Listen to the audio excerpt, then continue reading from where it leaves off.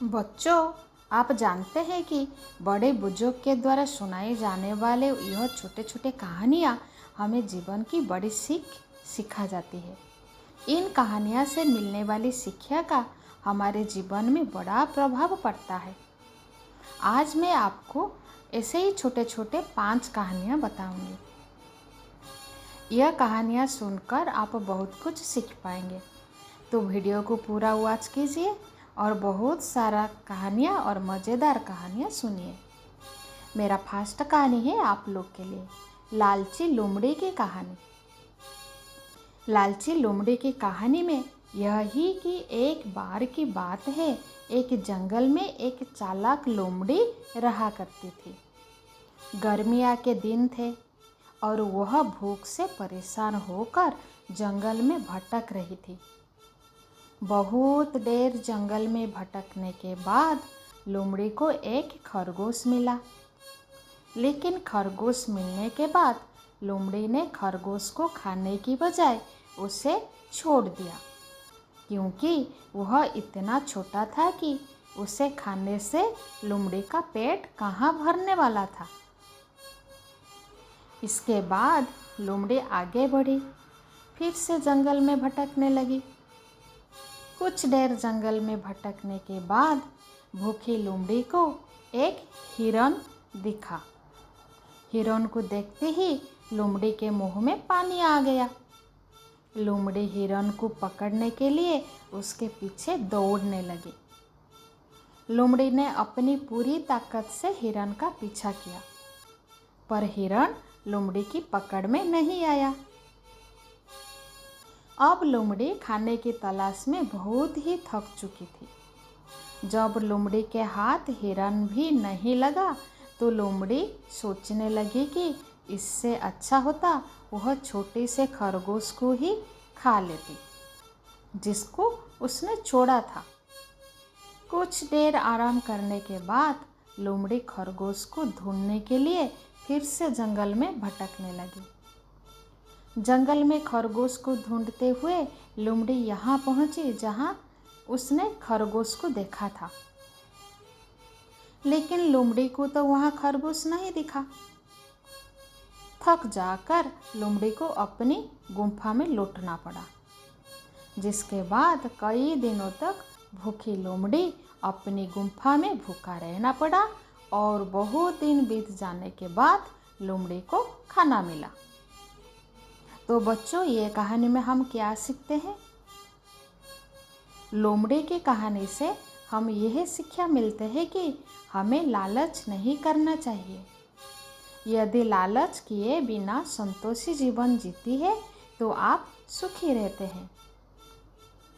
लोमड़ी को बड़ा जानवर खाने का लालच था, इसलिए वो छोटी जानवर को नहीं खा पाई, वो छोड़ दिया। जब बड़े जानवर नहीं मिला तो उस जीवन में दुख आया। तो इसीलिए जब भी जो चाहिए मिल जाए तो ज़िंदगी में उसी को अपनाना चाहिए।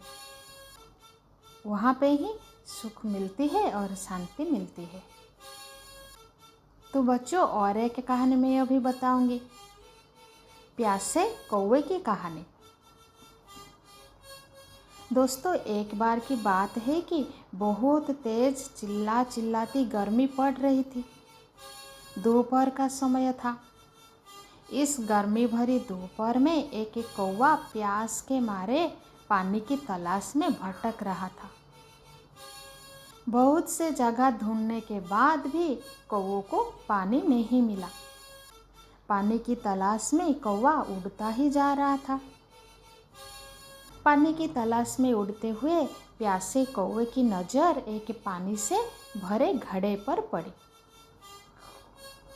कौवा घड़े के पास आया और पानी पीने के लिए प्यासे कौवे से जिसे ही अपना मुंह घड़े से अंदर डाला तो देखा कि पानी उसकी पहुंच से बाहर है। बहुत प्रयास करने के बाद भी कौवा अपनी चोंच पानी तक नहीं पहुंच पा रहा था। जब कौवे ने देखा कि वह पानी तक अपनी चोंच नहीं पहुंच पा रहा है तो कौवे ने इसके लिए एक तरक्की निकाली। कौवे ने घड़े के पास पड़े पत्थर और कंकड़ अपनी चोंच में लाकर घड़े में डालने लगा। एक दो कंकड़ कौवा अपनी चोंच में दबा कर लाता और घड़े में डाल देता। पत्थर और कंकड़ डालने से घड़े का पानी ऊपर आने लगा। प्यासा कौवा बड़ी मेहनत से तब तक घड़े में पत्थर डालता रहा जब तक घड़े का पानी घड़े के ऊपरी सिरे तक नहीं आ गया। कौवे की मेहनत रंग लाई और देखते ही कुछ देर में देखने पानी घड़े के ऊपर सिर तक पहुंच गया, जिसके बाद प्यासे कौवे ने पानी पीकर अपनी प्यास बुझाई। तो ये कहानी हमको सीख देती है कि किसी भी परिस्थिति में अपना स्वभाव सकारात्मक रखें, नकारात्मक नहीं रखें। यदि आप किसी कार्य को शुरू करने से पहले हार मान लेंगे तो हार निश्चिंत है। आपको बस अपने कार्य को सिद्ध करने के लिए ईमानदारी से मेहनत करते रहना है, तो आपको सफलता जरूर मिलेगी। तो बच्चों, अभी मैं और एक आपको स्टोरी सुनाऊंगी। सुनहरी कुल्हाड़ी और लकड़हारे की कहानी। बहुत साल पहले की बात है कि एक नगर में किशन नाम का वुड कटर रहा करता था। वह अपने गुजर बसर के लिए जंगल से लकड़ी काट कर लाता और नगर में बेचता था। इन लकड़ियाँ को बेचने से लकड़हारे को जो पैसे मिलते थे उससे वह अपने लिए खाना खरीद कर खा लेता था। वह उसकी रोज की दिनचर्या थी। एक दिन की बात है कि जंगल में लकड़हारा एक तेज बहती हुई नदी के पास एक पेड़ पर चढ़कर लकड़ी काट रहा था। पेड़ से लकड़ी काटते हुए कुल्हाड़ी लकड़हार के हाथ से छूटकर नदी में जा गिरी। कुल्हाड़ी ढूंढने के लिए लकड़हार पेड़ से नीचे उतरा और कुल्हाड़ी ढूंढने लगा, लेकिन बहुत प्रयास करने के बाद लकड़हारे को उसकी कुल्हाड़ी नहीं मिली। लकड़हारे ने सोचा कि नदी में पानी बहुत गहरा है और बहाव भी तेज है, कुल्हाड़ी नदी में पानी के साथ बह गई होगी। उदास और मायूस होकर लकड़हारा नदी किनारे बैठकर रोने लगा। कुल्हाड़ी खो जाने से लकड़हार काफ़ी दुखी था। लकड़हारे यह सोचने लगा कि उसके पास उसने इतने पैसे भी नहीं है कि वह नई कुल्हाड़ी खरीद सके। जब लकड़हार दुखी होकर नदी किनारे बैठा हुआ था, तब नदी से एक देवता स्वरूप मनुष्य प्रकट हुए और उन्हें लकड़हारे को आवाज़ लगाई। देवता ने लकड़हारे से पूछा कि तुम इतने दुखी क्यों हो और तुम रो क्यों रहे हो? देवता को पूछने पर अपनी कुल्हाड़ी खोने की पूरी कहानी लकड़हार ने बताई। लकड़हार को बात सुनकर देवता ने कहा कि मैं तुम्हारे लिए कुल्हाड़ी ढूंढ कर लाऊंगा। ये बात कहकर देवता ने लकड़हारे को उसकी मदद का भरोसा दिलाया। इसके बाद देवता नदी में समा गए और कुछ देर के बाद नदी से बाहर निकले। लकड़हारे ने देखा कि देवता के हाथ में 3 तरह की कुल्हाड़ियाँ थे। पहली कुल्हाड़ी को देखकर, जो सोने की बनी हुई थी, देवता ने लकड़हार से पूछा कि बताओ, क्या ये कुल्हाड़ी तुम्हारी है? लकड़हार ने जवाब दिया कि नहीं भगवान, ये सोने की कुल्हाड़ी मेरी नहीं। इसके बाद देवता ने चांदी के कुल्हाड़ी को दिखाई और फिर पूछने लगे, क्या ये कुल्हाड़ी तुम्हारी है? लकड़हार ने जवाब दिया कि नहीं भगवान, यह कुल्हाड़ी भी मेरी नहीं है। इसके बाद लकड़े से बनी कुल्हाड़ी को दिखाई हुए तो देवता ने वही प्रश्न दोबारा किया, क्या ये कुल्हाड़ी तुम्हारी है? इस बार लकड़हारे ने जवाब दिया कि जी हाँ, यह लकड़ी से बनी कुल्हाड़ी मेरी है।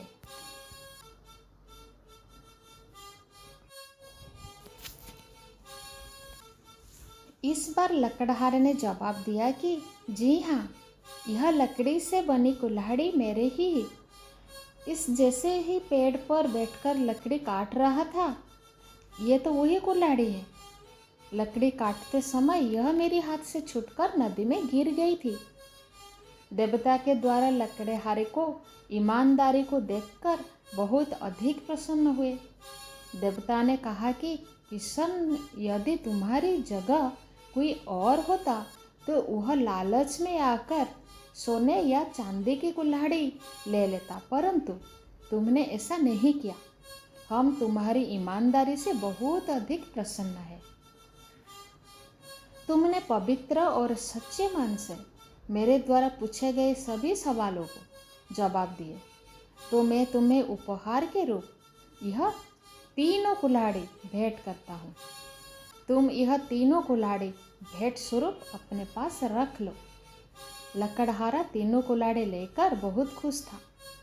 वह तीनों कुल्हाड़ी लेकर अपने घर चला गया। तो इस कहानी में हमें क्या सीखते हैं कि हमें कभी भी जीवन में ईमानदारी का साथ नहीं छोड़ना चाहिए। तो चलो बच्चों, और एक आपको मैं स्टोरी बताती हूँ। एक बार की बात है कि एक गांव में दो भाई रहा करते थे। बड़े भाई का नाम था अली और दूसरे भाई का नाम था अकरम। दोनों भाई अपने स्वभाव के कारण एक दूसरे के बिल्कुल विपरीत थे। बड़ा भाई अली हलवे पराठे की ठेली लगता था। इसी तरह दूसरा छोटा भाई अकरम एक नंबर का आलसी था और कोई काम धंधा नहीं करता था। अकरम बस जल्द से जल्द अमीर बनने के सपने देखा करता था। एक बार की बात है कि छोटा भाई अकरम अपनी भाभी के लिए सूट लेकर आया। अकरम ने सूट भाभी को दिया, जो अकरम की भाभी को बहुत पसंद आया। सूट देख अकरम की भाभी ने कहा, अरे अकरम, तू तो कुछ कमाता भी नहीं है, फिर तेरे पास इतने पैसे कहाँ से आया?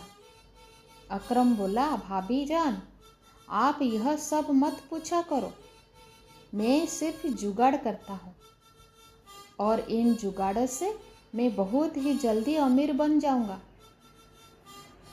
यह सब बातें सुनकर अकरम का बड़ा भाई अली बोला कि तू इन जुगाड़ों से भले ही अमीर बन जाए, पर ऐसे पैसा से कमाई गई तेरी अमीर ज़्यादा दिनों तक नहीं रहेगी।